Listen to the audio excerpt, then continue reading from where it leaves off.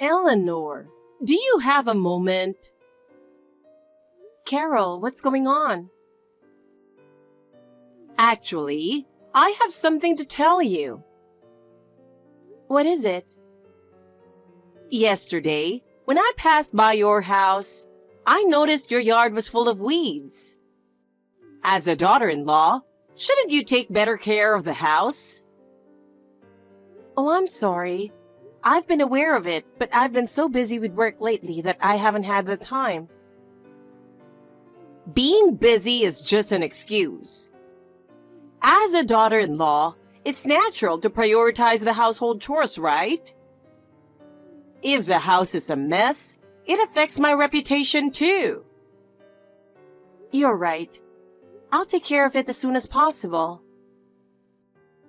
Also, I saw you coming back from shopping yesterday with a lot of grocery bags. Do you really need to buy that much at once? Yes, I buy in bulk so I don't have to go shopping multiple times. Oh my, that's so sloppy. Isn't it your duty as a daughter-in-law to buy fresh ingredients and cook every day? But it's more efficient to buy everything at once when I have time. Efficiency isn't something a housewife should worry about. Your role is to provide fresh meals for the family every day. I see. I'll be more careful from now on. And one more thing. Yesterday, I saw the leftovers from the dinner you made. What are you going to do with so much leftover food? It's very wasteful. I made extra portions for my husband, but he ended up eating out unexpectedly. That's just an excuse. You should plan properly to avoid waste. If you can't do that, you're failing as a housewife. But Carol, sometimes sudden changes in plans are unavoidable, and sometimes I make a little extra. That never happened in my younger days. You need to try harder. I understand, but it would help if you could be a little more understanding. There's no need for understanding. You just need to listen to what I say and do it properly. That will benefit the family. Yes, Carol, I understand. I'll do my best. Also, I have one more request. What is it? My friends are going to visit me. I'd like to serve some homemade sweets you've made. Could you prepare them in advance and keep them in the fridge? I understand. Please let me know the date. You really repeat yourself a lot. I said there's no need for me to tell you that, didn't I? Huh? But if I don't know the date, I can't make the sweets. I want to serve the freshest possible. Fine. I'll message you on WhatsApp when it's decided. Is that okay? Eleanor, I have a favor to ask. Is that all right? I mean, of course, you have to accept it. Carol, what's the favor? I'm sure you'll do me a favor. This Sunday, I'm thinking of hosting a home party with some friends. A home party? Yes. Actually, I'm planning to invite about 20 friends this Sunday. Could you help me a little? Your homemade sweets are very popular, so I'd like you to prepare a variety of sweets for that day. Everyone is looking forward to it. What? I want to have an all-you-can-eat sweets buffet. I want you to prepare a lot of different types so everyone can eat as much as they want. Everyone is very excited about the homemade sweets. Huh? You want me to hand-make sweets for a buffet for 20 people? That's right. Baking is your hobby, isn't it? And your new house has such a big kitchen and even an industrial fridge. So you should make use of those facilities. So I thought I'd leave the party preparations to you, considering your skills and equipment. Oh, and please prepare tea and coffee too. Make sure everything is perfect so everyone will be satisfied. Sorry, but I can't do it that day. Why not? Actually, there's a coworker's wedding that day. I'll be busy with preparations the day before, and I won't have time to make sweets. A wedding is an important event, so I really need to prioritize that. Oh, I see. But I'm not asking you to do everything on the day of the party. If you can prepare everything before that day, it should be fine. You should be able to manage it before you leave for the wedding, right? I'm asking you because I believe you can do it. Well, you see, this wedding is a handmade wedding and we're all preparing together. I'll be busy with the preparations the day before. Also, a buffet-style, all-you-can-eat sweets party, that means a lot of sweets, doesn't it? Making that many sweets by myself is really difficult. Well, yes. But I'm asking you because I believe you can do it. I'm sorry, but it's really impossible. Could you buy something from the store instead? What are you talking about? I've already told my friends we're having a party with your homemade sweets. Are you trying to embarrass me? You're not allowed to say no. This is unreasonable. You have no right to refuse me. A daughter-in-law must listen to her mother-in-law. Prioritizing my requests is what you should be doing above all else. If you can't do that, you're failing in your role as a daughter-in-law. Even if you say that, impossible things are still impossible. Instead of wasting time arguing, you should start gathering the ingredients for the sweets. Time is limited, so you should start as soon as possible. I'm saying it's impossible. I already have plans for that day. Well, I'm counting on you. You know what you need to do, so make sure you do it well. Carol? Can I ask you something? Carol!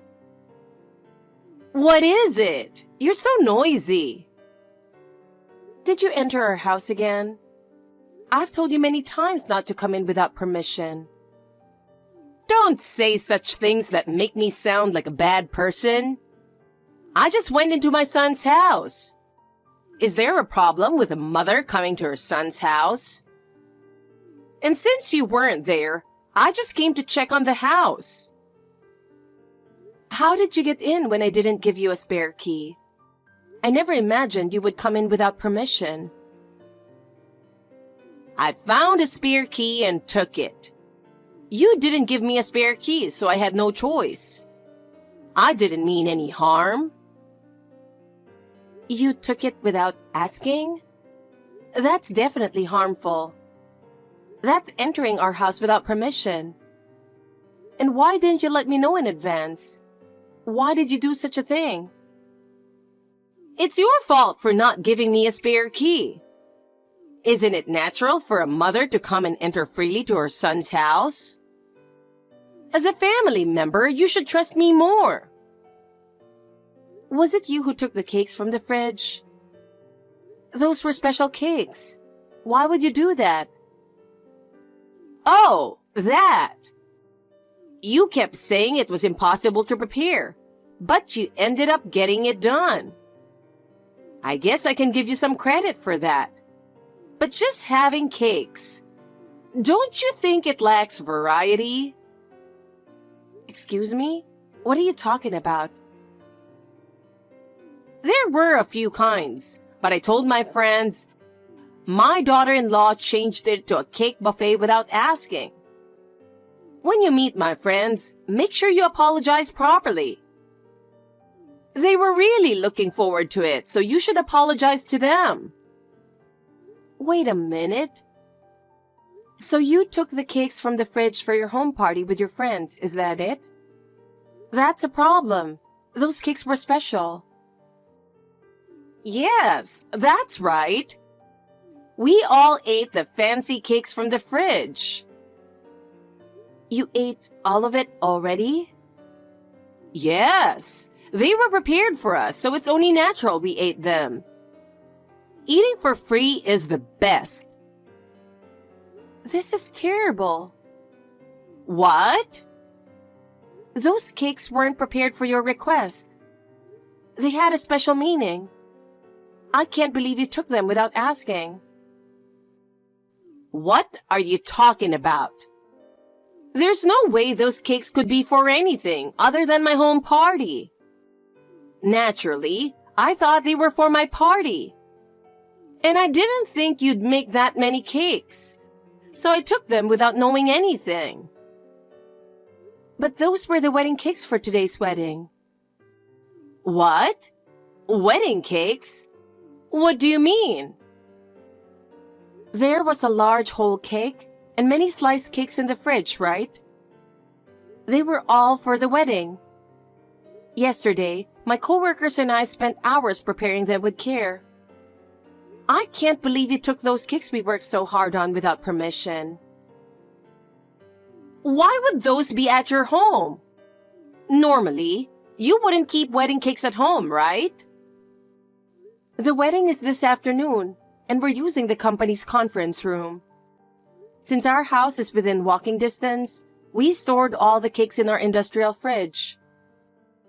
I can't believe you took them without knowing. I just went out to do some shopping. When I came back, this happened. Oh my God, what have you done? Because of you, the wedding was almost ruined. I didn't know. I didn't think they were such important cakes. And we've already eaten them all. So don't complain now. You can't undo something that's already been eaten, right? So it's too late to complain. What are you saying? That's not an excuse. We're about to enter the art museum now. I don't want to waste time on this.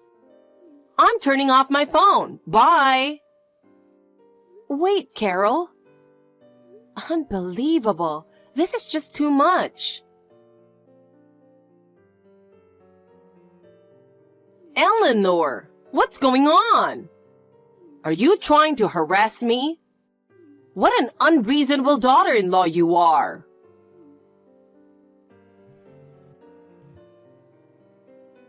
Hey, at least answer the phone. Is this your doing? What is the meaning of this? Eleanor! What is it? What's with this invoice? Oh yes, I'm billing you $3,500 for the cakes. What? Is it for the cakes? I believe it's written in the breakdown section. If you check the details, you'll understand. $3,500 for cakes is ridiculous. That's way too much. Are you trying to rip me off? I can't believe you're asking for that much money.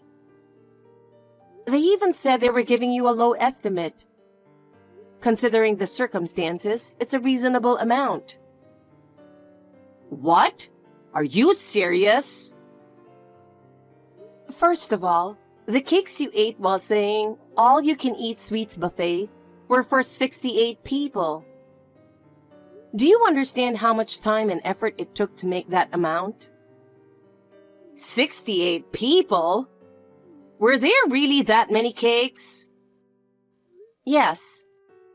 That's the number of people who attended the wedding. Those cakes were handmade by my coworkers and me in my kitchen. The fruits used for decoration were quite expensive, and they were for the wedding. But still, $3,500? That's way too much, no matter how you look at it. Please, listen to me. You mistakenly thought the cakes were for you, and you and your friends ate all 68 portions. It's quite impressive that 20 women could eat so much. The immediate problem was how to deal with the wedding cakes being eaten before the wedding. Canceling the wedding because of this would have been unreasonable. Unreasonable? Watch your tone! Are you in a position to say such things? What? I'll continue. First, the whole cake for the cake cutting ceremony. Our CEO contacted an acquaintance who is a pastry chef. By sheer luck, they managed to make a wedding cake from extra sponge cakes and decoration materials they had prepared for another large order. Even so, it wasn't enough for 68 people. So my coworkers and I ran around the city's bakeries to gather enough cakes for everyone. The cost of these additional cakes is included in the $3,500. What? It sounds like it worked out, so there's no problem. But because of that, I had to spend the whole day apologizing. I had to take responsibility and apologize for the problem you caused. Oh, so you're admitting you were at fault. Then I don't understand why you're billing me for the cakes. I apologized because it was something my mother-in-law caused. Everyone said I wasn't to blame given the circumstances. What? The wedding didn't get canceled, so it's fine. What are you talking about? The fact remains that the root cause was you. Wait a minute. And the bride and groom this time were my respected supervisors. So we really wanted to celebrate with our handmade cakes. We wanted it to be a smooth and joyful wedding celebration. But you ruined that for us. We're asking you to cover just the cost of the cakes. You should be thankful, not complaining. What? Even after all this, you still don't understand. No matter what I say, you refuse to listen. In the first place, you're the biggest cause because you didn't act for my sake. If you had prioritized my request even a little, this wouldn't have happened. Huh? Wait a minute. That's completely unreasonable. If you had made the sweets for the home party as I asked from the start, none of this would have happened. You ruined my plans, so it's all your fault. I wouldn't have made a mistake. So you are the cause of everything. It's your fault for not listening to your mother-in-law and acting on your own. You should bear all the losses that resulted from that. Therefore, you should pay the $3,500 as punishment for ignoring my requests. It's only fair. How can you even come up with such an outrageous thought? Your statements are unbelievably self-centered. What did you say? You're calling me self-centered? You have no right to say that. Oh, and there's one more thing I need to tell you. What is it now?